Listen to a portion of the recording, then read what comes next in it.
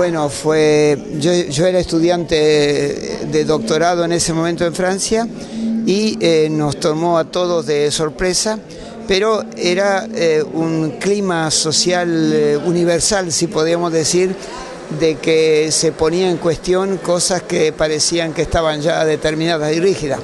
Es el momento en que en China se hablaba de la revolución cultural.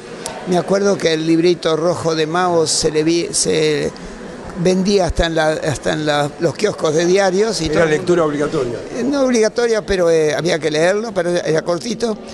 Por otra parte, había habido años anteriores una huelga muy importante de estudiantes en Estados Unidos, en la Universidad de Berkeley, sobre todo, para apoyar un poco el movimiento de liberación de los vietnamitas contra Estados Unidos, que es el país imperialista. Digamos, en América Latina había guerrillas de alguna manera, el Che Guevara acababa de morir de alguna manera y el otro líder era Camilo Torres. Es decir, fue un año, digamos, que el mundo entero vivía un clima especial de contestación y de cuestionamiento de la sociedad tal como existía en ese momento. De modo que nosotros como estudiantes extranjeros no podíamos participar políticamente ahí, pero observábamos eso y digamos, era interesante ver cómo se cuestionaban cosas que en una sociedad muy conservadora, muy tradicional, cómo se ponía en cuestión todo. Desde el punto de vista político, desde el punto de vista sindical, en las familias, en la sociedad toda. De modo que es interesante ver cómo un movimiento de eso explota de alguna manera, y lo interesante es que en las batallas campales, unos con adoquines y los otros con bastones, no hubo un solo muerto. Básicamente murió varios meses después un estudiante ahogado cerca de una fábrica de automóviles, pero básicamente hubo muchos heridos, pero los policías no iban con la consigna de matar. Y los estudiantes básicamente no querían matar, querían de alguna manera impedir que los policías llegaran, entonces las barricadas. Pero obviamente fueron un mes y algo de mucho movimiento, mucha movilización, y bueno, Francia entera vivió eso, pero como decía recién aquí el profesor, creo que digamos, era un movimiento que se pretendía revolucionario, pero finalmente cuando se habla de revolución hay que cambiar el modo de producción, y eso básicamente no era el objetivo, era cuestionar y proponer una sociedad con más participación, con autogestión y una liberalización de todo punto de vista en cuanto al arte, en cuanto a la filosofía, la economía. De modo que fue una experiencia interesante, inolvidable, digamos, pero yo la miraba como espectador. ¿Qué diferencia encontraba entre la educación superior argentina y la francesa en ese año en que fue testigo de este acontecimiento histórico? Antes del 22 de marzo, digamos, que es cuando empieza el movimiento allá, la Universidad Francesa era muy autoritaria, muy jerárquica, es decir, que los profesores eran indiscutidos.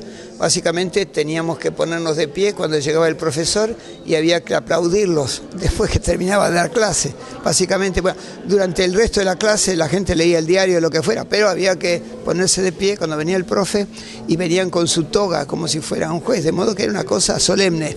Y básicamente era una enseñanza muy autoritaria.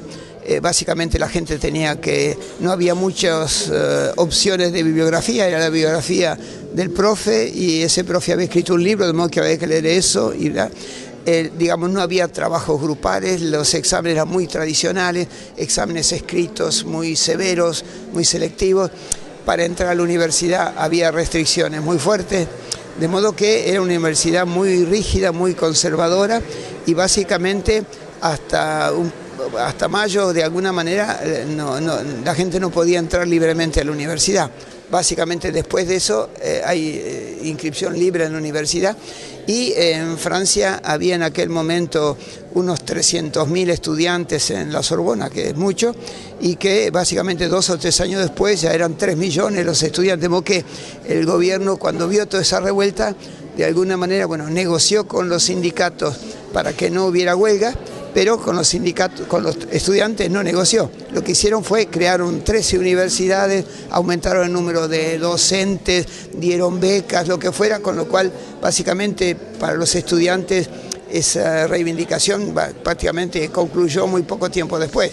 Y los que aprovecharon todo este movimiento fueron los sindicatos, porque bueno, era una organización y consiguieron lo que no habían conseguido antes en esa negociación. Así que para frenar la huelga, el presidente Pompidou, el primer ministro Pompidou les dio, y sobre todo a la CGT, que era comunista en aquel momento, el 10% de aumento de salario para todos, el 35% de aumento del salario mínimo, y permitió que dentro de las empresas funcionaran lo que nosotros llamaríamos comisiones internas, la sección sindical de la empresa. De modo que el que más obtuvo ganancias fueron los sindicatos, pero sobre todo la CGT, que no estuvo en el origen, al contrario, más bien se oponía a los estudiantes porque decían son hijos de burgueses, etcétera, etcétera. De modo que interesante para cómo un movimiento de ese tipo, quién lo aprovecha, y entonces ahí el rol de la organización.